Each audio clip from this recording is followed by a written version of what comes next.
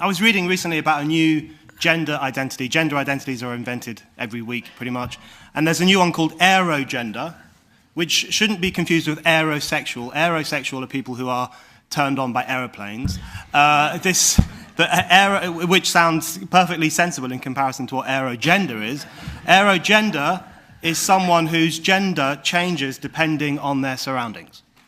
So this is a person who can be a man 1 minute and a woman the next minute. You know, like, for example, a man who walks into a woman's changing rooms instantly becomes a woman and identifies as a woman. You know, very conveniently, the world molds itself around his or her identity. And I had two thoughts when I was reading about this aerogender, this changeable gender identity. The first is just how insane it is. You know, you should always try not to pathologize social phenomenon. That's a bad thing to do, generally speaking. But you do sometimes wonder if these people are slightly unhinged. You know, it's the split personality thing, and they're describing it as an identity. It is a bit crazy. And my second thought was a more serious one, which is what I think that really speaks to, this idea that your whole gender could change so quickly depending on the room you walk into. What I think that really speaks to is how fragile and hollow and changeable identity is today. Literally changeable. It can change at the drop of a hat. And I think that tells us something very important about the politics of identity now. We have this tendency to think, because the politics of identity is increasingly the only game in town, and everyone has to play it, we have this tendency to think it's very strong. It's on the march. You know, the identitarians are marching through the institutions and forcing everyone to buy into their identity claptrap often. But actually, I think the new politics of identity is built on the collapse of real identity and the weakness of people's sense of themselves. And I think that's the kind of era that we're living in. I just want to touch on two things quickly. Firstly, the question of where this new identity politics comes from, and secondly, the question of what we lose as a result of it. So on the question of where it comes from, I think it's fundamentally the corrosion of public life, the corrosion of national life, which gives rise to this new desperate attempt to create new identities, often from nothing, often just utterly invented after reading a blog post and thinking, oh, I feel like that too. You know, it's the demise of the institutions and the ways of life through which people once derived a sense of themselves. It's that which underpins the new kind of scrabble for a new identity. You know, the fall of churches and their influence, of trade unions, of old politics, even of the idea of the nation, which is a very unfashionable idea these days. And as we know, national identity is also in great crisis. The fall of all those institutions, the crisis of all those institutions, means people find it very difficult to know who they are or what their sense of self is. And that gives rise to this kind of frenetic search for an identity where you patch all these different feelings together and say, whoa, this is who I am. And so what happens is that identity becomes this very insecure phenomenon, very shaky, very insecure, very fluid, which is why you get terms like gender fluid, which you might think is a fancy term for incontinence or something, but gender fluid is where your gender changes all the time. And I think that idea of fluidity really speaks to the weakness of identity, how unanchored it is in any of the ways of life and institutions people might once have defined themselves through. And you can really see that in the rise of the term "I identify as," which I find a very fascinating term. You know, in the past, people said, I am a Catholic. I am Irish, I am whatever. Obviously, I'm talking about myself, self-obsessed. You were something, I am. It was a declaration. It was confident, you were certain, you knew what you were. Now you say, I identify as, which basically means, I think I'm this thing, I'm not sure. And maybe I won't be this thing tomorrow. It's a very contingent, weak phrase. And it suggests that this stuff can change because you don't really know what you are. You just identify as something because you have a certain feeling. And that changeability was really captured. I read a piece recently about this man/woman whose identity changes on a daily basis. So one day he is Lauren, and the next day he is Larry, literally depending on what he feels like in the morning. And of course, everyone has to indulge this fantasy. And everyone has to refer to him as he or she, depending on his feeling, which otherwise you are transphobic. And I think it's the weakness of identity politics which is why it is so intolerant often.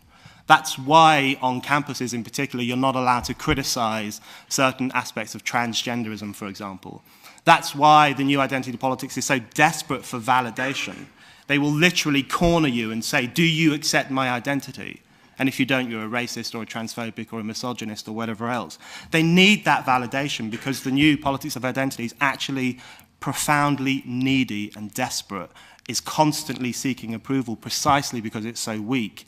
And I think that's a very striking thing. Then finally, the question of what is lost as a consequence of the rise of this politics of identity, I think something incredibly important, which is the possibility of any kind of humanist politics whatsoever. That's really what's lost, because what the new identity politics calls into question is the capacity of humankind to move beyond biological categories, to move beyond race, to move beyond gender and sex and all those other things, except where you play with those in a childish, fluid way. What it also contributes is this a very essentializing process where you are defined by your individual identity, your sexual preferences, your race, and so on. And it really calls into question the whole idea that drove the progressive movement for years and years and years, which was that people should be judged by their character, not their color. In essence, saying that on some American campuses is now considered a racial microaggression. Quoting Martin Luther King is now considered a racial microaggression because it denies people's racial experiences.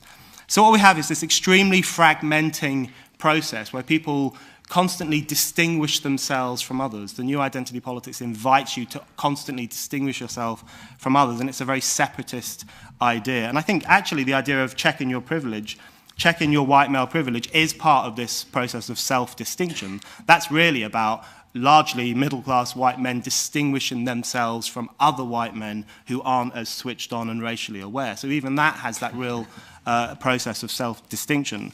So my final point would be simply that the problem with this identity politics is that it speaks to the corrosion of all the good things that we might once have defined ourselves through. It makes solidarity and humanist politics utterly impossible. And the way to address this problem of identity politics is not to take the piss out of it, which is really good fun, I know, but is actually to repair public life, because it's the collapse of public life that has nurtured this new politics. Okay. Just on the class question, class is not an identity. Class is a social condition. It's a social category. And the whole point of class politics traditionally is that class could be transcended. You could end the working class. The aim of radical working class politics was to get rid of the working class so that that category would no longer exist. Now what you have, as Claire says, is the ossification of class as just another fixed identity. You're born working class, you're a working class person, you'll stay working class, so we have to help you. It's really backward, and I think that really speaks to actually the elephant in the room in this discussion, which is the end of class politics. And what the left did in response to the end of class politics was not say, let's sit down and talk about how this happened and what we should do about it, but they added this kind of lick of paint on it, say, oh, now we have identity politics and it's wonderful. So we're not just interested in class, we're interested in gay politics and women's politics and black politics, and it was the thing that replaced class politics, and we at least should be honest about that. I still think class is an important thing. Politically, it doesn't have much clout, but it's still an important fact that it's still, I think, the most important experience. So, for example, a black working class person who spends 9 hours a day on a building site has far more in common with his white workers on that building site than he does with black academics or black writers or black student leaders who claim to speak on behalf of all black people. There are differences here which are incredibly important. I think the thing that really worries me about the identity thing is just this continual fragmentation. It's fragmenting more and more all the time. So actually you don't just have something anymore like the gay identity. Even that fragments. So now being a white middle-class gay man is almost as bad as being a straight man. It's like, oh, you can't speak for black gays, or lesbians from the north of England, or whatever else. So even within those identity groups, it fragments and fragments all the time, so that you just get these tiny little sects, which is really dangerous. On the question of, is there anything wrong with inventing and reinventing your identity, it's a bit tragic. It always reminds me of what Julie Burchill said about Madonna, if she was any good, she wouldn't have to keep reinventing herself. And that's how I feel about this constant reinvention. But there is a contradiction in relation to identity at the moment, which is that on the one hand, it's very fluid and volatile and unstable, but on the other hand, it's quite rigid, and it's always seeking to be firmed up with medical authority or government approval and so on. So it's actually very illiberal because it locks the person into a kind of, they almost become psychic slaves where they're constantly needing the validation of officialdom in particular. And I think that makes for a very unpleasant experience, no doubt. On the Renaissance man and humanist politics is getting a bad rap on this panel. The idea that it's arid strikes me as very unusual. My view is that the humanist politics, in its best sense, was a struggle against the separation of man into different racial, biological, sexual, man and woman, into various different categories, which we were told defined them, influenced them, made them capable of certain things and incapable of other things. Humanist politics was a struggle against that. Identity politics is an accommodation to it. It refashions those old divisions, those ethnic, communal, racial divisions, as something progressive, as something worth celebrating, as something worth clinging onto. That is the difference. Humanist politics wanted to get rid of it. Identity politics builds it back up. Final point, I'm not worried about tension or divisions in society at all. I think they're a very good thing. I would prefer that they were not ethnic tensions or communal tensions, which is what identity politics gives rise to, but rather political and social tensions, which is why I think, someone asked about Brexit. Brexit, to my mind, is the best thing that has happened in British politics in a generation. It's the first thing in my lifetime I'd go to the barricades for. I'd burn down the House of Commons for Brexit. Brexit is the greatest thing because, I'll tell you why, because Brexit exposed that there are class, geographical, social tensions in this country. And that is a good thing, and we ought to talk about them. But instead, of course, everyone who voted Brexit has been demonised as a racist and a xenophobe and low information, i.e. stupid, because the establishment cannot handle the reality that is potentially revealed by Brexit. Yeah, on the question of, isn't this just kind of individualism taken to its logic conclusion? This is not individualism, what we're talking about now. Individualism in its traditional sense, if you go back to John Stuart Mill, the idea of individualism was the strong, free-willed, capable individual who could understand the world around him or her and could engage with it as a reasoned creature. That's what individualism was. This is the complete opposite of that. This signals actually the death of individualism, because this is about identities that are fragile, where it's assumed you can't hear certain ideas or engage with certain ideas without having a nervous breakdown, where you're constantly seeking the validation of everyone around you because you're so needy. That is not individualism. That is the crisis of individualism personified. And I think the important thing about individualism in the past, the idea of the free-willed individual, all of whom had a shared capacity to reason and engagement, was that fueled humanism, that fueled the universal idea. People often think there's a contradiction between individualism and universalism, but actually they feed into each other extremely well. The problem with the politics of identity is that it utterly undermines both. It undermines individualism by creating a sense of the fragile self who constantly needs therapeutic scaffolding all around him, and it undermines universalism by putting us all into these tiny little boxes. That's why we should reject the politics of identity. It undermines those two great creeds of progressive modern politics.